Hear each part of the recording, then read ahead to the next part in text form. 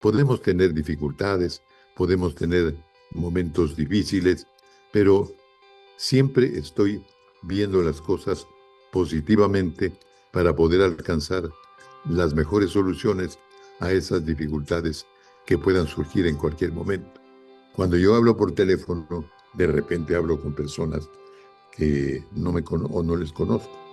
Entonces, pero enseguida me dicen, don Alfonso, primero examinar su vocación, porque uno, si no tiene vocación para esto, es mejor no entrar.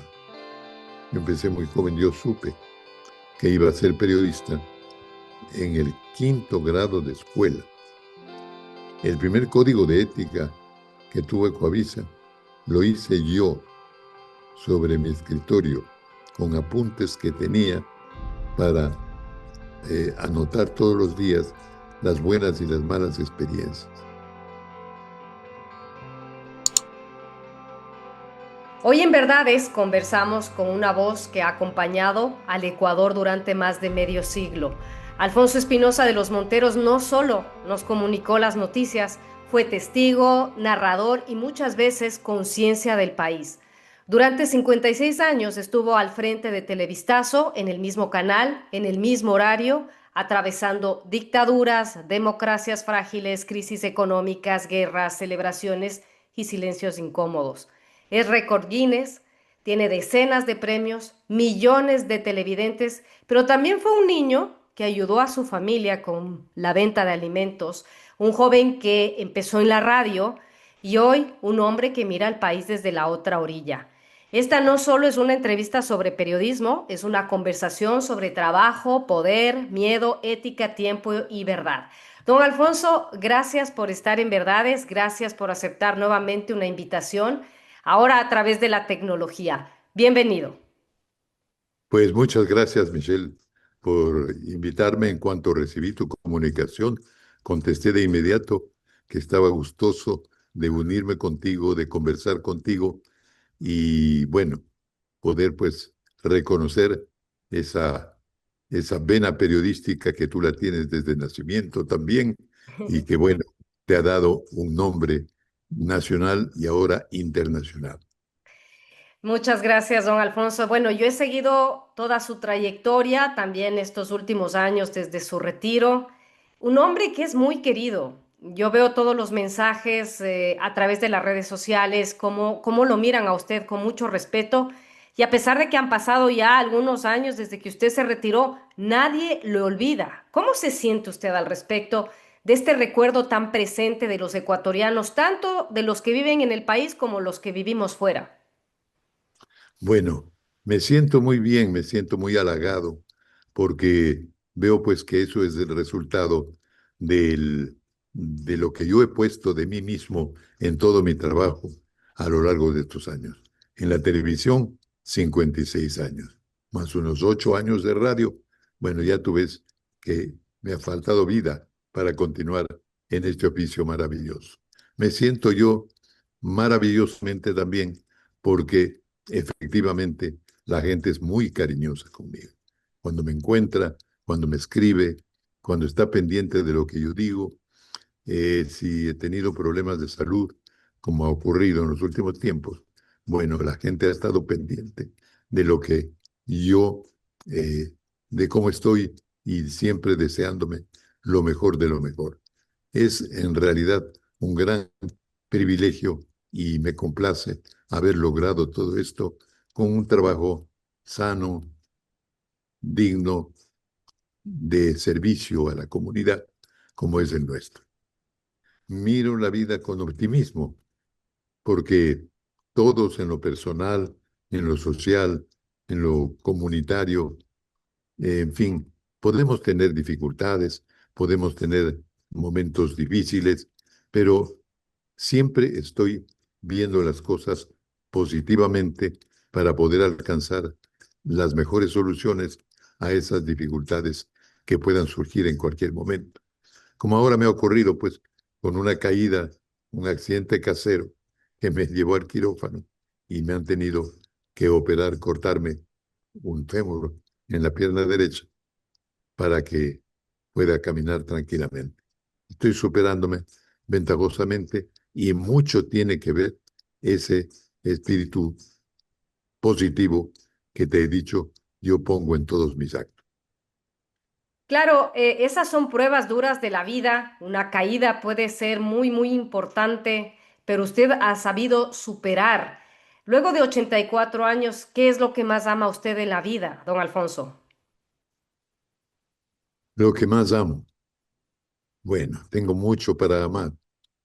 Primero, eh, a la vida mismo, a este don de Dios que nos da todos los días y que nos coloca en distintos escenarios y con buenas ventajas siempre, porque ponen las fuerzas que necesitamos para salir adelante, para usar esa buena voluntad, ese amor que Dios pone en los seres humanos. Eso de primera instancia.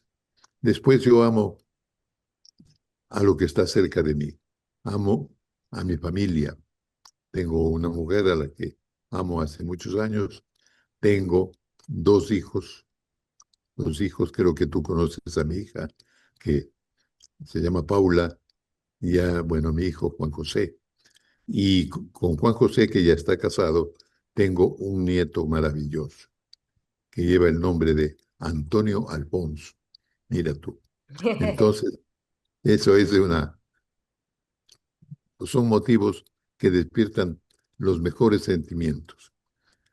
Por lo demás, tengo la suerte de tener muy buenos amigos y gente que, como tú has dicho, me respeta y está siempre pendiente de mí.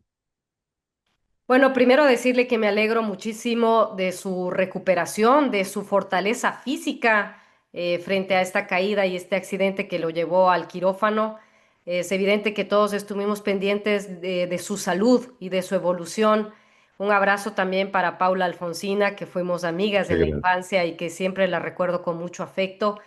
Y también qué bonito que usted pueda contar con una esposa, a una mujer que usted, con el cual usted tuvo un crush directamente, dijo, Priscila va a ser mi esposa y así fue.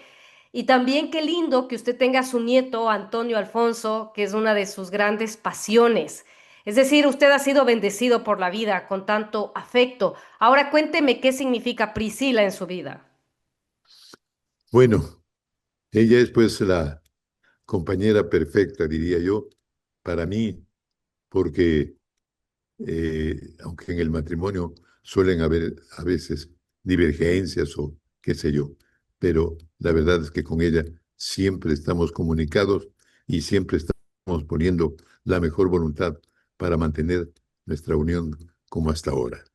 Yo me casé con ella en el año 71, unos añitos después de que ya había empezado en la televisión. La conocí incluso en la televisión. Ella no trabajaba en la televisión, pero fue invitada a un programa concurso que yo presentaba.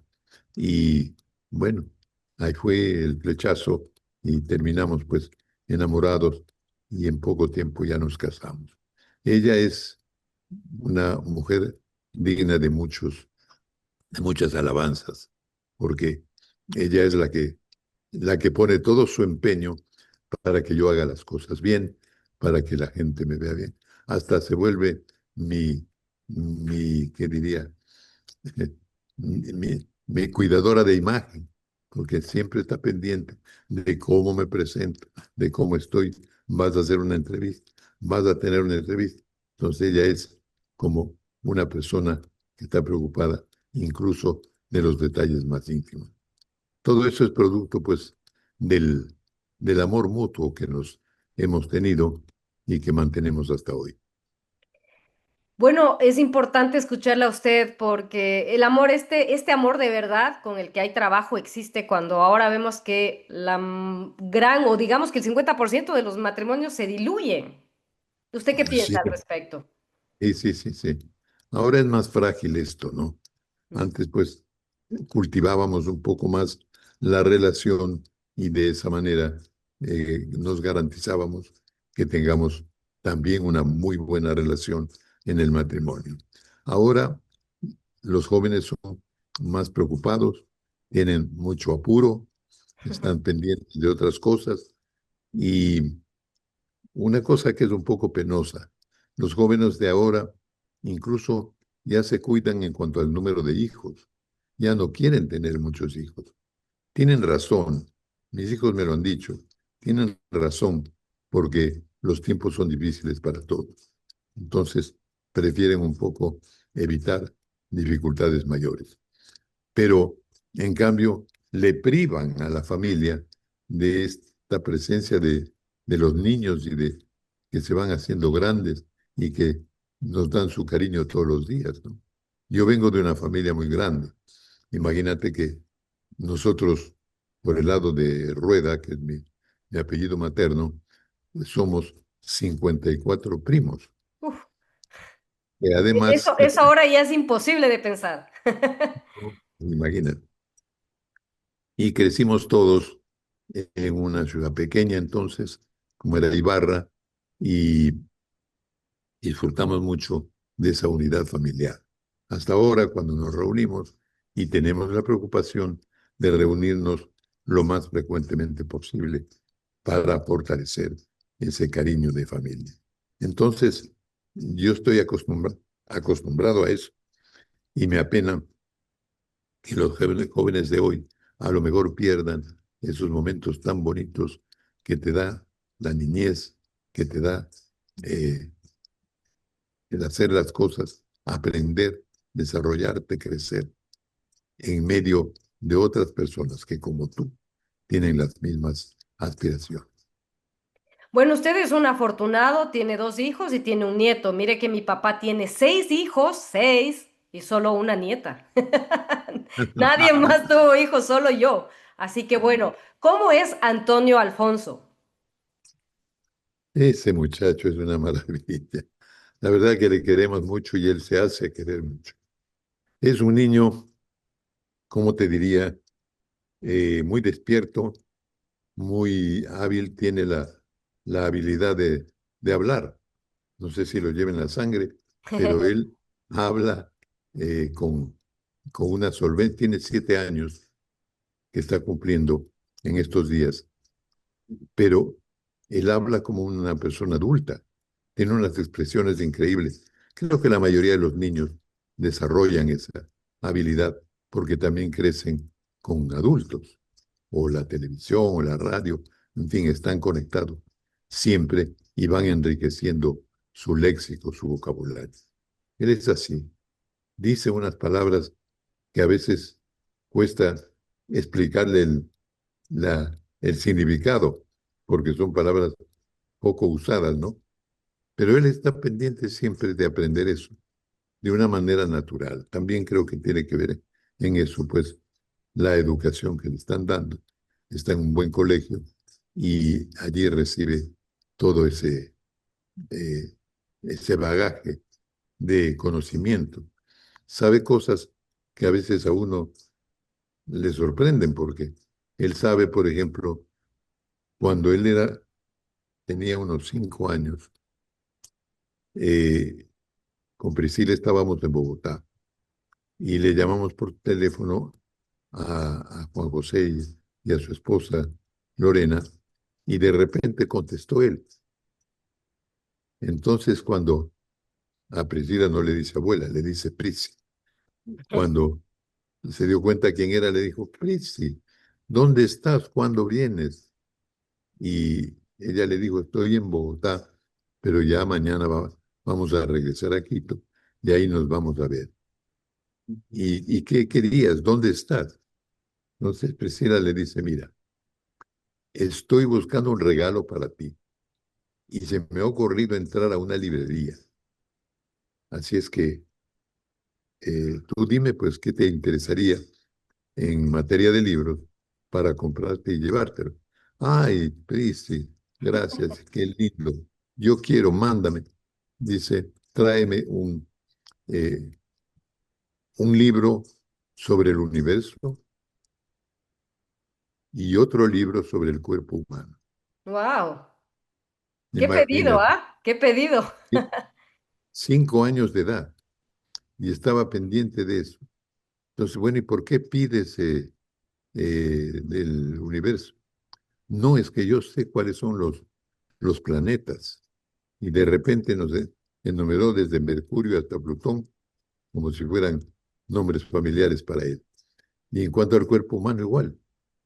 Entonces, él es increíble, se mete en unos conocimientos hasta extraños. Ahora está aprendiendo de medusas, imagina, Mm. y las dibuja y eso. Bueno, ¿para qué te alargo ya? Ya me entusiasmo mucho con el nieto. Qué lindo nieto y qué inteligente, qué opciones más inteligentes.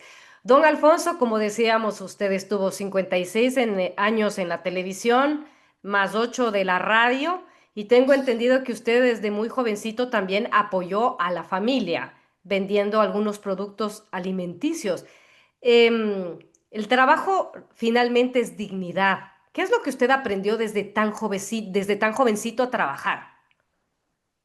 En realidad yo trabajé desde muy joven, ¿no? Yo me hice locutor de radio a los 17 años, cuando había terminado el quinto curso de colegio y estaba en unas vacaciones en Guayaquil. Allí empezó. Después yo tuve que volver a Ibarra porque tenía que, eh, como es, desarrollar pues el sexto curso que me faltaba para terminar la secundaria. No pude ingresar en Guayaquil como era mi aspiración. Pero lo primero que hice ahí, cuando llegué a Ibarra fue buscar el contacto con la radio. No lo conseguí de inmediato, pero mientras tanto dije, tengo que trabajar en algo. Entonces allí fue que con un amigo nos hicimos cargo de una pequeña fábrica de fideo, una fábrica de un tío de él que era médico, pero él no se había recibido esa fábrica por una deuda. Eran dos máquinas apenas, pero él pues no desarrollaba, no trabajaba en eso. Entonces nos pidió a los dos que nos hiciéramos cargo.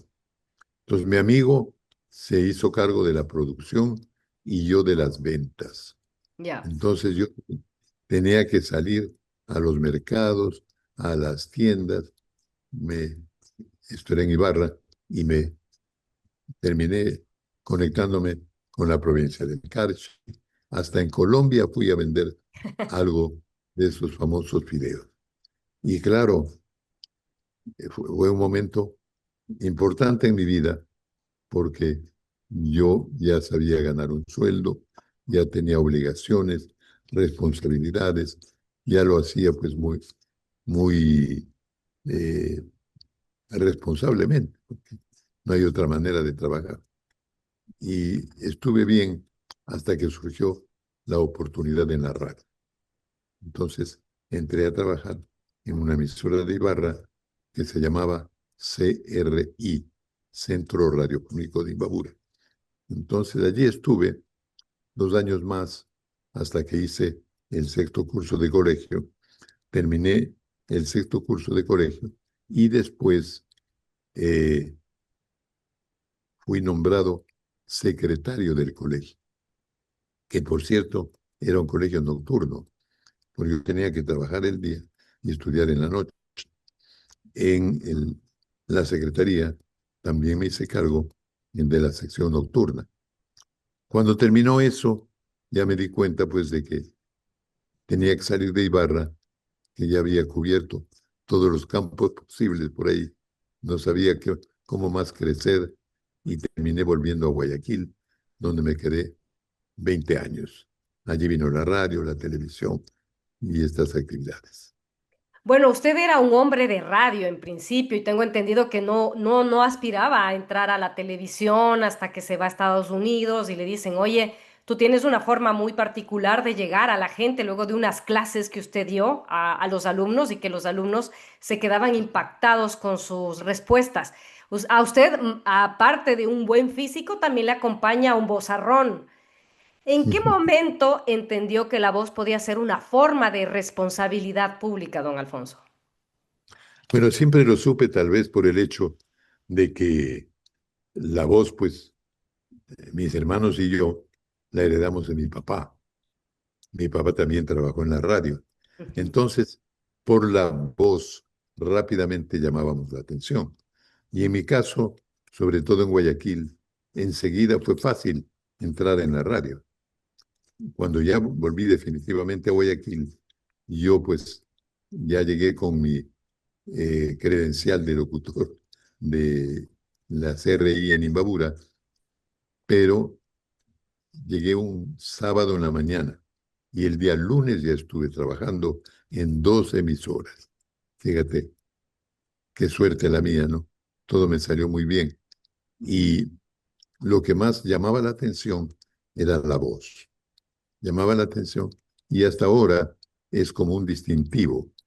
Cuando yo hablo por teléfono, de repente hablo con personas que no me o no les conozco. Entonces, pero enseguidita me dicen, don Alfonso, ya, ya, ya saben que soy yo y me conocen. Esa voz es única, me dicen. Entonces, eh, bueno, sí ha sido un distintivo importante para el desarrollo profesional, tanto en la radio como en la televisión. ¿Cuál cree que son los pilares del periodismo? Ahora el periodismo, digamos que no es una carrera que es demasiado apetecible. No todo el mundo ya quiere estudiar periodismo, porque los periodistas, ya le digo, en otras partes del mundo, incluidos aquí España, no son bien pagados. Y encima corremos riesgos. Esto es una vocación, esto es un servicio a la comunidad. ¿Qué podría decir a usted a las nuevas generaciones que tienen esa vocación, pero que tienen ese miedo de no poder mantenerse, de no poder vivir y ganar dinero?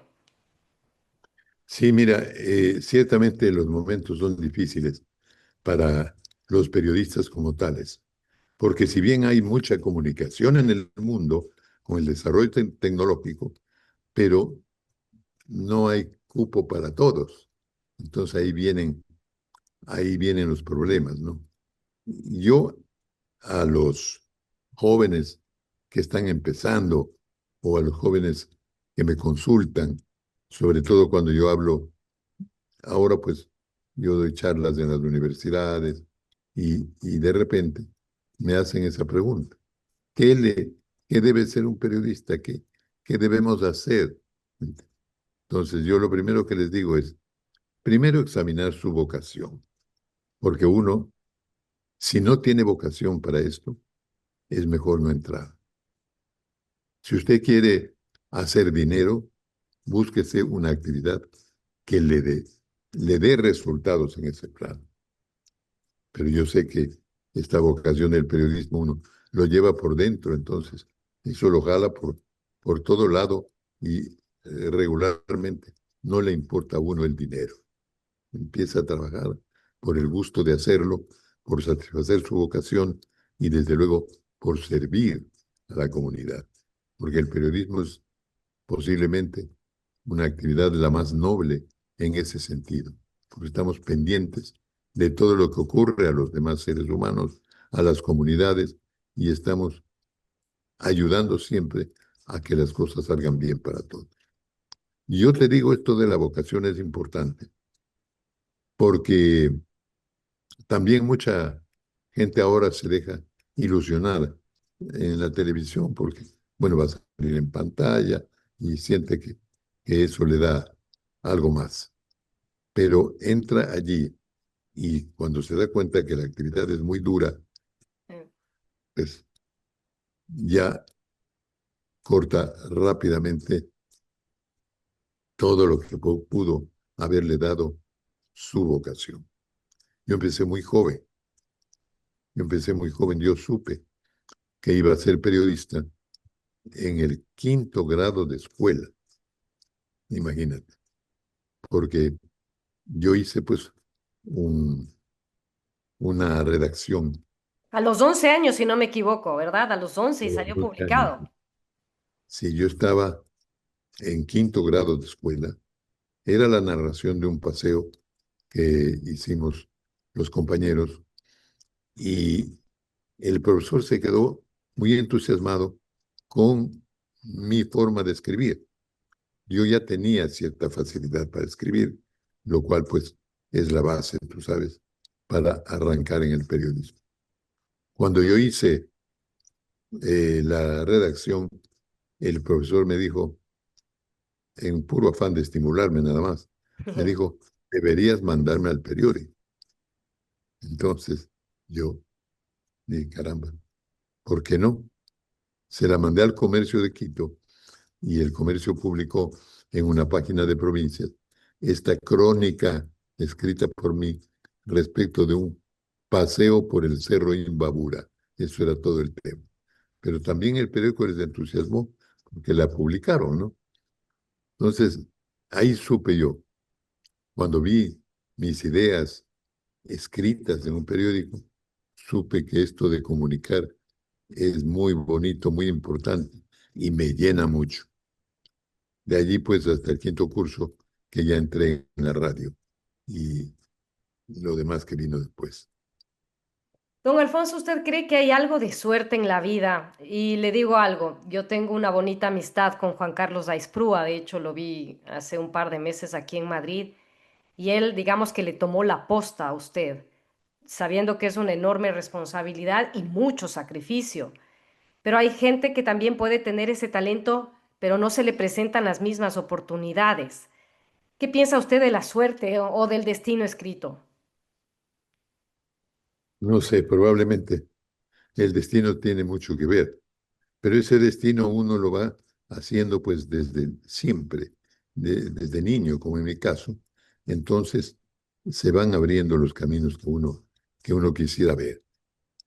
En el caso de Juan Carlos, pues es, él ingresó a Ecoavisa como un reportero, un muy buen reportero, y desde el principio se vio que tenía una personalidad adecuada para ser el anchorman de Televistazo. Entonces él empezó reemplazándome cuando estábamos en plena pandemia Ujú, sí. y yo no podía ir al canal porque el canal me cuidaba mucho, decía que, cuidado, me puede pasar algo, algo grave, hasta te puedes morir, me decía. Claro, Entonces todos yo, estábamos en riesgo, ¿no? Mm. así es. Entonces yo me alejé un tiempito del noticiero y fue Juan Carlos el que me reemplazó. De repente se colocó. Entonces ahí digo, ese es el destino, ¿no? Ese es el destino y el trabajo duro también de Juan Carlos y en su momento su trabajo, don Alfonso. Claro, desde luego, en los méritos que crea el trabajo, pues en este oficio sobre todo, son fáciles de distinguir y la empresa distinguió perfectamente los méritos de Juan Carlos. Uno, Y por qué no una mujer? ¿Qué piensa usted? ¿Por qué no una mujer? Digamos, un supuesto bueno, reemplazo de Juan Carlos. ah, bueno, eh, en Ecuavisa pues hay algunas mujeres que han pasado por ahí, algunas se han retirado, otras siguen y bueno, te digo, todas han tenido un sitial magnífico. Ecuavisa fue la primera cadena de televisión que puso mujeres en la pantalla y cada vez hay más mujeres en todos los trabajos, no solo en la televisión o en la radio, todos. Todas las puertas se abren ahora para las mujeres que tienen ese espíritu de avanzada y que buscan cómo abrirse un camino por allí. Yo digo siempre, de mi experiencia, dirigiendo a muchas mujeres en el noticiero de Covisa, reporteras, en fin, digo siempre que el gran mérito de una mujer es que es más ordenada que los hombres. Parece mentira, pero el hombre es más desordenado. Por ejemplo, es típico un reportero que sale y de repente está atrasándose porque, caramba, no regresó a tiempo o tiene que hacer un trabajo de edición o cualquier cosa. Las mujeres lo toman muy en serio y sí miden el tiempo y lo hacen muy bien. Eso yo vi en todas las mujeres que trabajaron en Ecuavisa. Usted empezó el 1 de marzo de 1967, se convierte en el primer presentador de noticias de Coavisa Usted ¿Cómo no? estuvo consciente, ¿no? Ahora está consciente que estaba inaugurando toda una época, algo que iba a durar más de medio siglo. Y además usted no solo fue esa cara de Televistazo, sino quien tomaba las decisiones editoriales. Qué responsabilidad tan grande y qué bonito ese camino largo, ¿no? Bueno, sí, una responsabilidad muy grande, porque ya sabemos que el periodismo tiene pues muchas facetas y tiene muchas exigencias por parte del público. Cuando una persona nos ve desde su casa, está pendiente si lo hacemos bien, si no lo, si estamos satisfaciendo lo que la gente quisiera escuchar, si estamos diciendo verdades, en fin, nuestro trabajo entra en duda desde el primer momento. Entonces, ¿esto qué implica? Que el trabajo periodístico pues tiene que tener un, eh, un fundamento ético en primer lugar y un fundamento profesional. Es decir, uno tiene que conocer todas las herramientas que está utilizando para hacer un trabajo que la gente aprecie. Entonces, sí, hay de mucha responsabilidad. Y a mí sobre todo me tocó porque yo empecé pues en una época en que la televisión también era nueva y había un solo canal en Quito y otro en Guayaquil, nada más. Pero aprendí cómo tenía que conducirme. El primer código de ética que tuvo Ecoavisa lo hice yo sobre mi escritorio, con apuntes que tenía para anotar todos los días las buenas y las malas experiencias. Entonces, después ya lo perfeccionamos y lo ampliamos, pero ese primer código de ética fue vital para entender lo que teníamos que hacer todos y yo preocuparme de que puedan cumplir, sobre todo la gente joven. La gente joven entró, mucha gente joven a trabajar en aquellos tiempos en Ecuavisa y todos venían prácticamente sin conocer nada. Entonces yo me convertí más en un maestro para ellos, en una persona que confiaba en ellos y ellos confiaban en mí. Entonces creamos un buen equipo. Creo que ese fue mi mayor mérito como ejecutivo periodístico de una cadena. Haber creado siempre un buen equipo. Ahí está. Ecuavisa está a la vista. Sí, es una de las cadenas más serias, más importantes que tiene el país y América Latina y a nivel mundial. Don Alfonso, ¿usted qué piensa de nosotros los ecuatorianos? Hay gente que dice que somos ingobernables. Yo también tengo la impresión y que me da la tristeza, siempre estamos votando por el menos peor, ¿no? Y no hay como una conciencia política. Yo que vivo acá 5 años en España. Claro, aquí baila mucho el bipartidismo entre el Partido Socialista y el Partido Popular. Ahora hay los extremos entre Vox, en su momento Podemos. Pero yo veo que aquí hay como una tendencia un poco más clara de la gente que es de derechas y de izquierdas. ¿Usted qué piensa? ¿Somos ingobernables? ¿Hay una conciencia política? ¿En dónde estamos luego de tantos años de experiencia frente a la noticia, frente a los acontecimientos históricos? Mira, eh, ciertamente los ecuatorianos en general, no hablo de las muchas personas que sí son verdaderas, eh, digamos, son cultos en cuanto al periodismo, pero la mayoría de la gente está en otras actividades y no se preocupa mucho de entender cómo se producen los acontecimientos y cuáles son los efectos que pueden tener. Entonces, por eso realmente metemos la pata, como se dice, cuando elegimos mal, cuando votamos sin la preparación suficiente. Y aquí pues tenemos otro adicional que es el, el voto obligatorio. Sí. Al ser el voto obligatorio, hay muchas personas que concurren a las urnas, pero con el afán de cumplir la obligación y nada más. Claro, la famosa papeleta de votación que si no tienes, no puedes hacer trámites o si no te cae la multa. Claro, no es un hecho Exacto. cívico. Sí. Así es. Entonces, hay todavía una falta de conciencia, diría yo. Eso se va superando ventajosamente, sobre todo con el desarrollo tecnológico de la comunicación. La gente está aprendiendo por fin a valorar lo que pasa en el país, a entender lo que es bueno, lo que es malo y lo que debe ocurrir. Es fácil darse cuenta con las últimas elecciones, incluso de las consultas populares. Por ejemplo, una consulta a la que hizo Guillermo Lazo provocó respuestas diferentes que notaban que la gente sí pensó votando.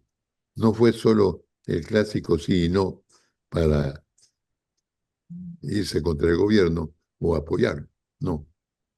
Y bueno, yo ahí vi que la gente sí estaba cambiando. O sea, la gente sí está pensando en el momento de ir a votar. Pero en cambio, no tenemos ahora lo que antes sí había, que es partidos políticos, porque para hacer la política pues, hay que estar con un grupo, hay que estar en un partido y hay que dedicarse un poco. Pero como no hay partidos, esos partidos nada, ni en el pasado, peor ahora, hicieron cosas que puedan motivar a la gente a culturizarse más en este aspecto de la cultura política. Yo no veo en el Ecuador las ideologías claras. Lo que llamamos izquierda y derecha no está. Mm. Y este bipartidismo que originaba en otros tiempos, esa política del péndulo, ¿no? Que hoy Sí. día estaba a la izquierda, mañana a la derecha. Ahora no. Ya en el Ecuador tenemos algunos gobiernos de derecha que están actuando conscientes de que la otra línea no es la que necesitamos. O sea, el socialismo, el viejo socialismo tenía otra visión, pero ahora no, el socialismo es, es una corriente de serias dudas porque se ha vinculado con el narcotráfico, con todas estas que diría, pues estas malas artes del ser humano que tanto daño nos hacen. Desde su visión y desde toda su experiencia, ¿cuáles han sido buenos políticos en nuestro país? Porque da la impresión de que ha sido, ha sido un ramillete de personajes que dices, uy, pero yo creo que el país ha tenido buenos políticos. Sí, cómo no. Eh, puedo darte razón más que por haberlo vivido, porque era un niño entonces, pero sí hubo en el Ecuador políticos de altura, de nivel y altamente Honestos. Mm. honestos y altamente eficientes. Para mí, el mejor político que ha tenido el Ecuador, ya pues en 100 años casi, fue Galo Plaza, a quien conocí personalmente, pero él fue un hombre que llegó a la presidencia de la República con un plan de trabajo. Y como era agricultor, venía de trabajar la tierra, él entendió la realidad de la gente que más necesitaba, de la gente más pobre. Tomó decisiones importantes, como aquella que le abrió al Ecuador a una, ¿cómo te diría?, a la riqueza del banano que le convirtió al Ecuador en el primer país exportador del mundo. Fue él el autor de todo eso. Entonces, creó tal bondad económica que el Ecuador por entonces llegó a tener una estabilidad política, el resultado de un buen manejo económico. Plaza gobernó del 48 al 52. Yo era de Recalco muy niño, pero estaba muy al día porque mi papá también era político y sabía, le escuchaba mucho hablar de esto. Entonces, si Plaza con 4 años tuvo tantos resultados eh, buenos, sobre todo en la economía, en el manejo económico, ¿qué pasó? Que el siguiente gobierno, que fue el de Velasco Ibarra, el tercer velasquismo, terminó lo que antes de Plaza no había ocurrido. Antes de Plaza hubo como 8 presidentes. Entonces, Velasco Ibarra también cosechó de esa estabilidad económica que dejó Plaza. Después vino Camilo Ponce Enríquez, que volvió, eh, también que mantuvo ese buen manejo de la economía y de la política. Ahora, en tiempos más actuales, tiempos que sí los viví plenamente como periodista, pues creo que en los años 70 hubo un buen intento de desarrollar un desarrollo político. ¿Cómo? Formando partidos serios con dirigentes que eran serios también. Recordemos, después de la larga dictadura vino el gobierno de Jaime Roldós, que bueno, lastimosamente no pudo concluir su periodo, no nos dejó ver mucho de todas sus capacidades, que sí las tenía, y vinieron pues Osvaldo Hurtado, León Félix Cordero, Rodrigo Borja, Rodrigo Borja. Sixto Duramayén, todos fueron presidentes con un nivel muy apreciable de calidad humana y de calidad intelectual en función de ser buenos estadistas. Parece que en ese momento no nos dábamos cuenta mucho de eso, pero el tiempo ha pasado y ahora ya podemos juzgar Yeah. con el lenguaje de la historia Y a podemos estos, comparar, claro. ¿sí? Y podemos comparar. Pero yo creo que Osvaldo Hurtado fue un buen estadista, sin duda. Rodrigo Borja, Rodrigo Borja. Mm. sí.